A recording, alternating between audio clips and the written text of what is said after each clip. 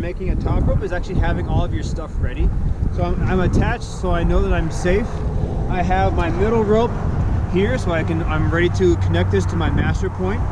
And I already have the other knot, or the other end tied as well. So I'm closing my system, which I'll put another knot in here for when I rappel down, so my whole system is closed. So I have all of that ready, as well as I've pre-tied my anchor. I have my gear here, so now I can step on over and get ready to make my anchor. So when you're doing it, obviously you want to just stay nice and low. And what's nice about the clove hitch too, is if I want to make myself closer, all I have to do is push my end through and then pull this out, and now I'm reducing any amount of slack that I might have, and so I'm nice and safe here on the edge. And now as I'm here, I already have my anchor pre-made, my quad anchor. So one thing you want to consider when you're also putting the carabiners on these chains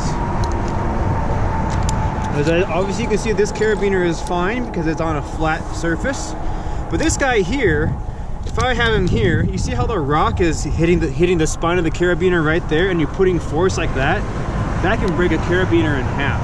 So I actually don't want to put him into that ring. I actually want to put him into the next ring behind him. I'm just going to put him right to this one. Now the carabiner is sitting nice and flat. And then I can connect this guy to here. Making sure both ends are in. And then I have my two master points ready. Master block.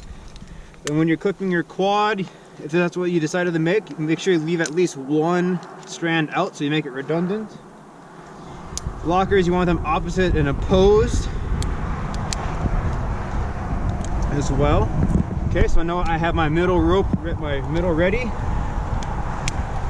I can put that in right away. And then one thing you can do is you can just put a bite in here. You want to just hold it so it's not going to go anywhere too. So in case you throw one end down, it doesn't pull the other one off. And then you can start feeding your rope down. This is one thing that's really nice to do if there's a lot of climbers around your area too, so you're not throwing tons of rope or knocking stuff down on each other. Okay, so that's going to my end, right? Now I can go ahead and lower this end down. This is the end that has the backup on it already, so I know that I'm not going to rappel off the end of my rope. I'm just sending it straight on down. Rope! And then I can undo this here.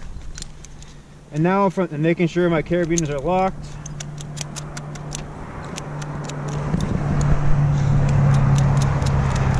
All right, so now it's looking good and it's equalizing. I've got two bomber pieces.